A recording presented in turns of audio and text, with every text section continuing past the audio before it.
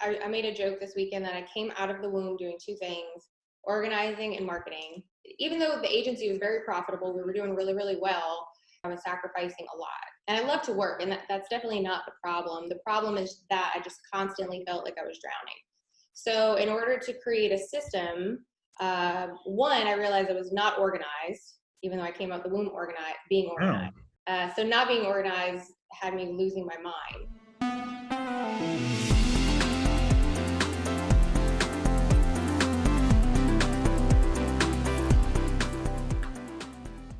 This is another episode of the Automate and Grow podcast. My guest today is Alix Walker from the brand agency in Lafayette, Louisiana. That may be wrong, but that's what I think you told me. That's right. It's Lafayette, though. Lafayette. Sorry, my Right. Canadian accent's coming out. Yeah, everybody says Lafayette. Well, Alix, thank you for joining me. We met at the Soto the Marketing Agency Mastermind in Washington, D.C. or Dallas, right? Right. So I appreciate you jumping on because you were talking about the systems that you have used to grow your agency in the past, I guess, year or two, right? Yeah, absolutely. So I thought there's a smart lady I need to learn something from. So Okay, awesome. appreciate you jumping on. Thank you. Thank you for having me. So maybe we can just start who's the typical person that you work with and what sort of problems do you solve for them? I pretty much work for several different kinds of businesses, both large and small. We really focus on their marketing, but we actually reverse engineer everything. So instead of just coming out the gate, running ads and creating websites and landing pages, we really take a step back and we lay the foundation of the brand. So I use the analogy of building a building in my brand building. So the foundation would be laying a strong foundation of what's the brand story, what's the why, who's the ideal customer. And then from there, the marketing we say is a strategic framework. And then we build the marketing strategies out floor by floor just to achieve the best results. Terrific. Okay. So you're helping company like with the most core thing of a company, right? Like how to find new customers that match your ideal client and tell them the right things so they know what you're talking about. Right. Yeah. Love it. Okay. Now, how long's your agency been around? Since 2017, 3 years this month. Oh, wow. Happy third anniversary. Thank you. Toddler, a three-nager. Three-nager. So I think the one thing that I noticed is that you really quickly were able to implement systems to grow your agency and to make it so that you're living your best life in spite of that growth. So maybe you can just share like what was your approach to that and how did you come to the decision that that's the best way to grow your agency? Yeah, I made a joke this weekend that I came out of the womb doing two things: organizing and marketing. And so I started my agency 3 years ago, and I was just getting pretty much any client that I could at the time.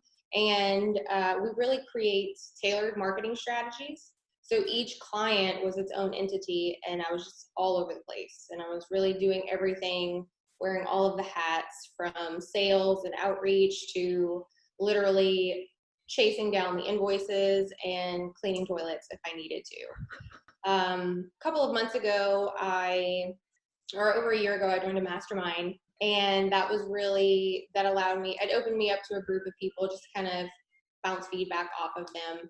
And I was just constantly struggling. Even though the agency was very profitable, we were doing really, really well, I was just working too hard and I was sacrificing a lot. And I love to work, and that's definitely not the problem. The problem is that I just constantly felt like I was drowning. So in order to create a system, one, I realized I was not organized, even though I came out the womb being organized. So not being organized had me losing my mind. And then two, I just took a step back and reverse, just like I do for my clients, I reverse engineer everything. And it was just like, okay, what are we doing that's worked? What are we doing that has not worked? What can we get rid of?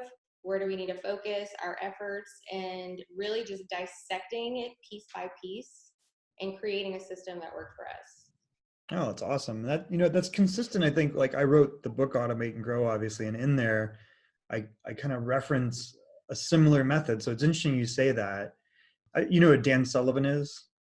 I'm not familiar with that. I'm blanking on the name, but he's pretty famous, like for helping high-paid consultants and earners. And the one method that he advocates is every 90 days that you go through and you draw 3 kind of circles, and the A group is really the stuff that annoys you as a business owner, and that's the stuff you try to eliminate. Okay. Or they're a candidate for automating. And then the B stuff is the stuff that's repetitive, but it's important but repetitive, right? So that's the stuff you definitely find a way to automate. So that's kind of what you're talking about, where you're like reverse engineering it. You're like analyzing and breaking it down. Yeah. And then the third category, which is what we all want, which is, this is the category of stuff that inspires you as a business owner. So I found that was like a really useful framework, and it sounds exactly like what you just did. Yeah, that's actually, I just wrote it down because I'm definitely going to look into that. Strategic Coach. Sorry, I blanked out for a second. It's pretty, one of the OG programs, but it's pretty famous. Yeah, thank you for that.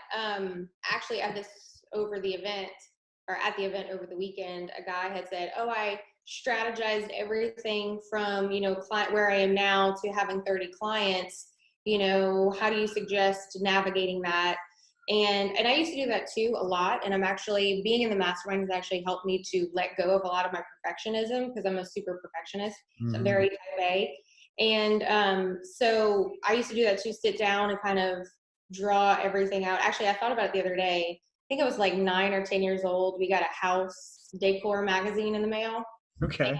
And I drew my loft, because I was going to be 25 with a loft overlooking City Park in New Orleans. And then I took everything I saw in this magazine and like drew it out and decorated my apartment. So that's how anal I am. How'd that work out? And then by the time I was 25, I didn't get there, and that's okay. So that really correlates for me in terms of, I'm not at 30 clients in terms of this guy. I'm not at 30 clients, but I've planned for 30 clients. You can't really organize anything in my mind unless you don't have the experience to know what challenges the 30 clients will bring. Does that make sense? That makes a lot of sense. Yeah. So I think what you're saying is, we all get this paralysis by analysis sort of thing, where it's really easy to put stuff in a spreadsheet or in a deck. And, I find myself last year kind of doing that at points. And, I think, it's good to read, because I read, the one guy I read was James Clear, Atomic Habits. And he's like, everybody wants a result. Everybody plans for it. That doesn't mean anything, right? Like, says what you need to focus on is the people that succeed are just systematically working towards that outcome. And they're building a system by learning, right? Like they're figuring it out. And it's what you're talking about, which is chunking it down and reverse engineering it. Yeah. So what was the result of that? Like, how long did it take you? Like, you've been in business 3 years. How far in did you start thinking this way? And then what was the time frame where it really transformed things for you? Yeah, so I guess about year 2, maybe into quarter 1, I took about 3 months, not off, but okay, we're growing and we're constantly moving. We have clients. Like I said, we were doing well. Because I knew that I had to shed a lot of my responsibilities and delegate, because I do have a team. And so I said, okay, what do we need to do to meet everything, all of our bills? And then if my efforts are going to be focused, then I have to put someone over here. And it was just really just delegating it. It took about 3 months for me. And the plan that started in month 1 was not the plan that was implemented by the 3rd month either. And once it was implemented, and through that, I had to let go of a lot of my perfectionism too, and say, hey, this is your responsibility now. How do I do that? Figure it out. And letting go is probably the biggest lesson in all of this organizational thing or system that I created. And once it was implemented, it just really took off incredibly. I'm kicking myself that I didn't do this in year 1. But I guess like hindsight, as they say, right? It's 20. Yeah. Now you kind of hit 3 particular areas of your business. First of all, I just share with us what those 3 areas are. Yeah, the ones that I went over in the event. Yeah. So the first one is you're not being fulfilled. You're focused, your efforts, my efforts were all over the place. And in terms of clients and in terms of fulfillment, we were technically multitasking. The third one was that I had no structure in place. So everything I did at that point, we have an entire system for everything that we're doing in our agency. So if it's outreach to follow up, to emails, onboarding through client fulfillment, anything and everything that we do, it's sectioned off and it's itemized.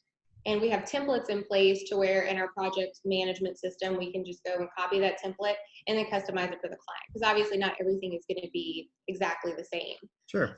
And then the third is really creating a system of hierarchy to where I'm not the one going into the client's offices. So the problem that we were having was clients would call me all hours of night, any day of the week. They knew me. I was the one who walked in. I was the one they called. I was the one who fulfilled. And even though I had a team, I was the face. And I still do have some clients that I need to shed. But when we have a point person at every phase of our structure. So from our sales manager, our sales reps, to our project manager, and then me, I just come in and close the deals, and then I'm not getting these calls anymore. So the three areas were fulfillment, structure, and hierarchy. Structure and hierarchy. It's kind of challenging if you don't have $10 million to build a brand, right? Right. So the quickest route to that sounds like, which, we all run into, we don't think about this in this way, is our face, our personality is the brand, right? And that's usually what people are buying into. And that sounds like what you were dealing with, which is, they're trusting you, and then you're like, I'm overwhelmed. I can't beat that. Yeah. Well, they trusted systems in place to support you, but right. But they trusted me, but because I was coming in there asking for the sale, they did not respect me. They did respect me. They loved me, but they were still higher than me. sure. So if their invoice is late, then I'm also hounding them to pay their invoice. And then that's me begging for money. Even though they do owe me the money, it's, oh, you must be desperate. You're begging me for money. So just creating a system of people to have those other tasks in the agency has really just created an awesome system of respect. That's awesome. That's really positive. It's been really I great. didn't even think of that, which, it's like, hey, if there's no system in place, they're going to do what they want. Whereas if you're like, no, this is how we do stuff, and you're dealing with us because we do things this way. Right. Like that makes sense. You're setting the right expectation. Yeah. And in terms of branding, I mean, it was 100% my fault. If a client calls me any time of the night, I'm going to take care of that client because they're paying my bills, and that was just, and I'm grateful to them and I'm thankful for them. But at the same time, every good working relationship has to have boundaries. Oh, yeah. So it was completely up to me to set those boundaries. So those three areas that you identified, are those areas that, they are lower on your interest or skill set, and you're more interested in doing deals and doing the creative stuff? Or like, how did you arrive at those three silos, which is outbound, project management, and accounting, right? Yeah. So yes, I did not really want to make the cold calls and do the follow-up. The project management is just very tedious and nitty-gritty. And although I do enjoy it, that's one whole entity in itself. And so I kind of, again, reverse engineering it, was thinking about the focus or someone's focus. So I want someone to solely be focused on this area and another person to solely be focused on this area. When it comes to sales, I'm always learning the industry and learning about psychology. And so I can't expect someone to perform how I would perform. So I do put a lot of responsibility on myself, and we're just not at that point where I'm ready to let someone else control the sale. If it ends, if they don't sign up with us, or it fails, or whatever the case may be, I want it to be completely on me and not on my team. Oh, it totally makes sense. But that being said, like, how did you come up with a successful outbound system? Because like, what's the difference between those two parts of the sales process for you? Like, Okay. why were you able to do it on the outbound, but not the closing? And how's that work, by the way? Because that's always like an area where it's like delegating that is tough in your mind, my mind anyway. Yeah. Well, again, my team is a huge part of this, and I wouldn't put somebody in charge of that if I didn't feel they were capable. So being very selective, we have sales reps who go out and do that. And then each sales rep has a sales manager. The sales manager is there to train. The sales manager is my sister-in-law. She's been one of my best friends for 14 years. So she knows me. So she knows, what I will and will not accept, or what this brand is and what we're doing. So she's a huge, great representation of what the agency is. I did not want to do the outreach just because I didn't want to do that. I feel like, again, in terms of multitasking, you have to do one or the other. Makes So sense. it was all about focus. So I want someone to solely focus on the outreach, and someone to solely focus on the brand, the project management and fulfillment.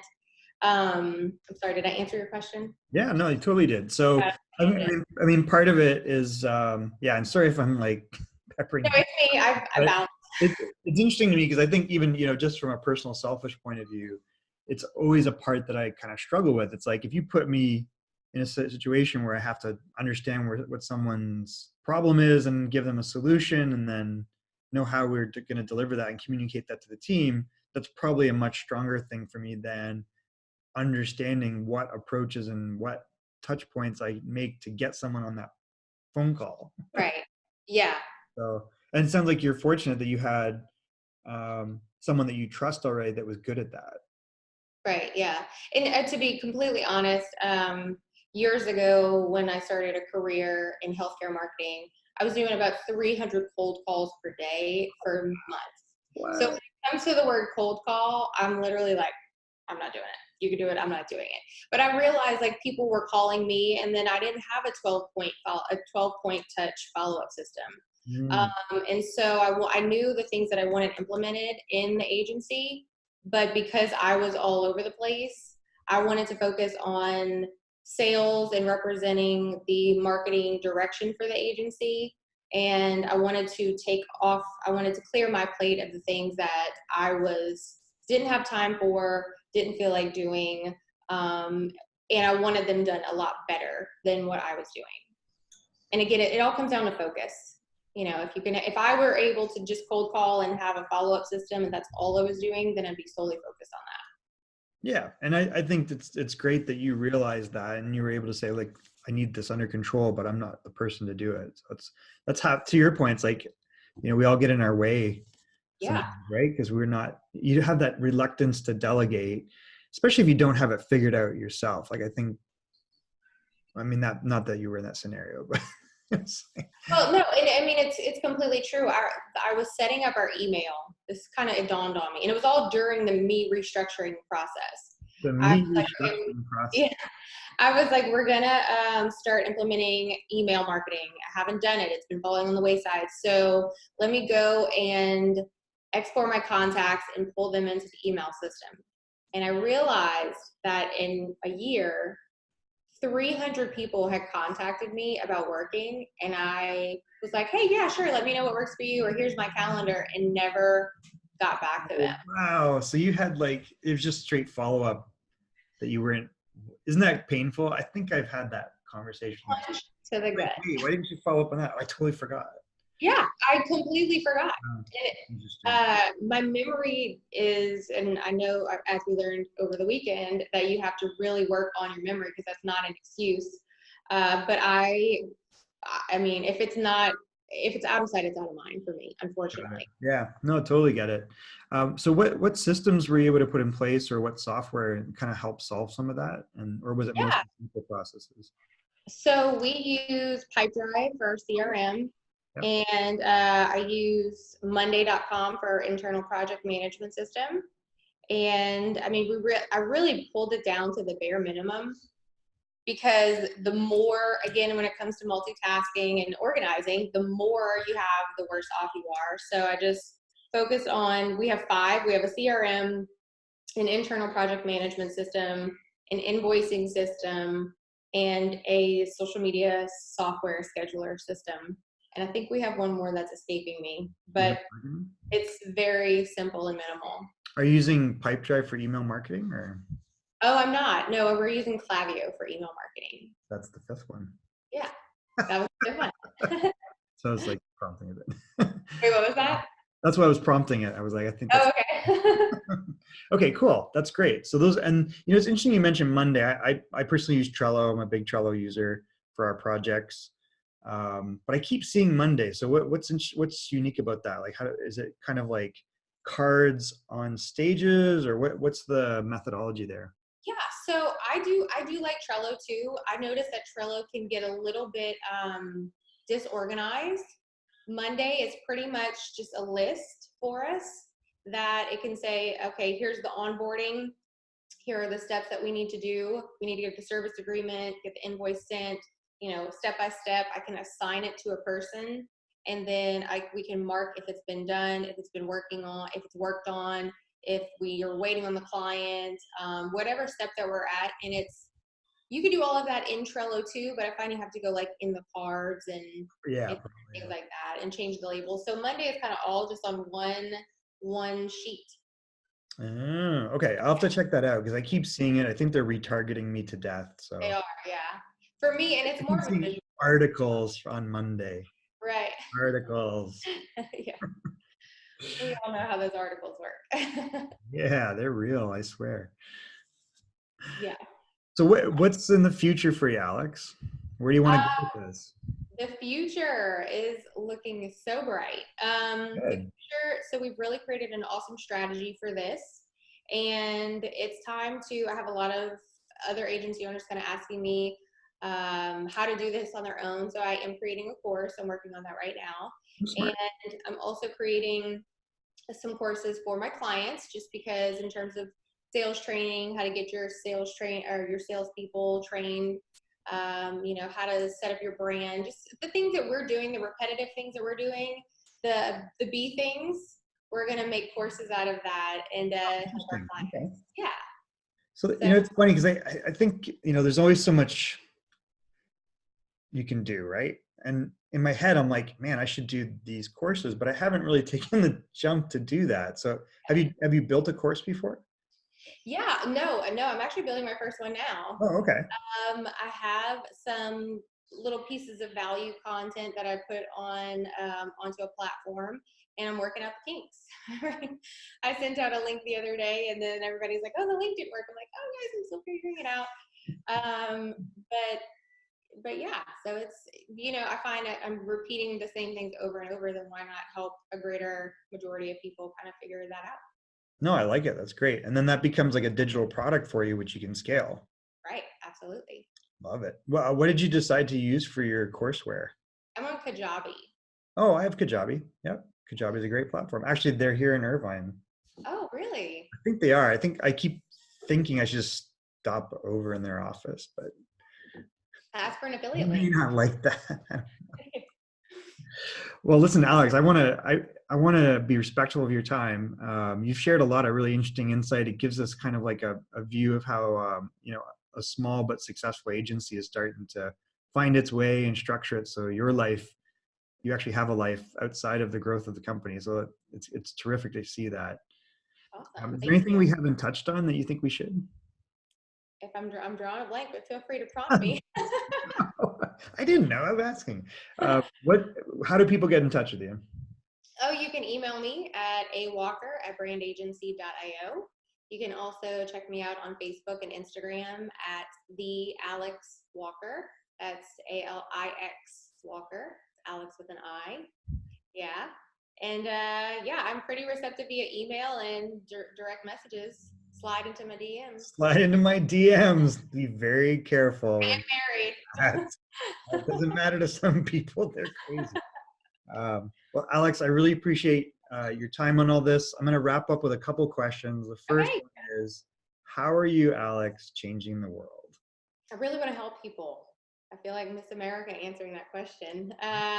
But I really want to help a lot of people in every kind of way possible. My brother-in-law passed away earlier this year, Oh, I'm and sorry to he hear was that.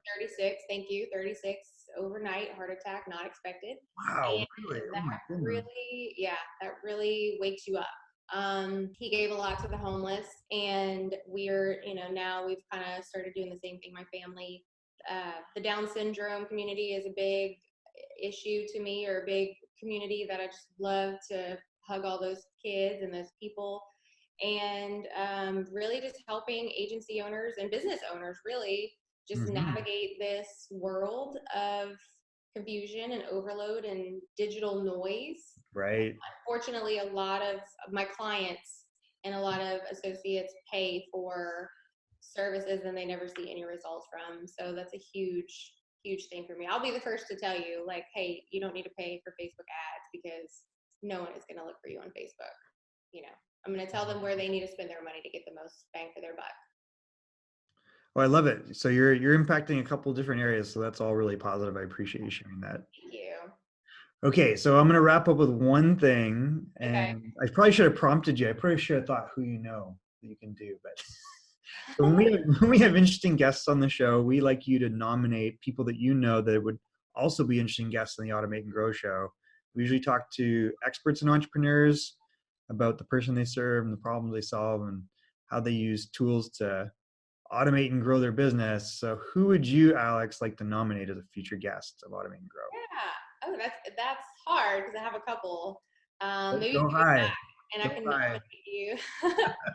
I would like to either nominate Austin Smith with Polo Marketing. Okay. Probably met him this weekend. He uses some really cool tools to do some unbelievable things. And then I guess let's nominate Joe Soto. He's Oh, unbelievable. okay. I will take both of those. Okay. And yes, I'm gonna tell Joe you nominated him. So. Tell him, yeah. Okay. Joe is a giver. You see people in public personas and you don't really know how to take them, or you always wonder if it's an act.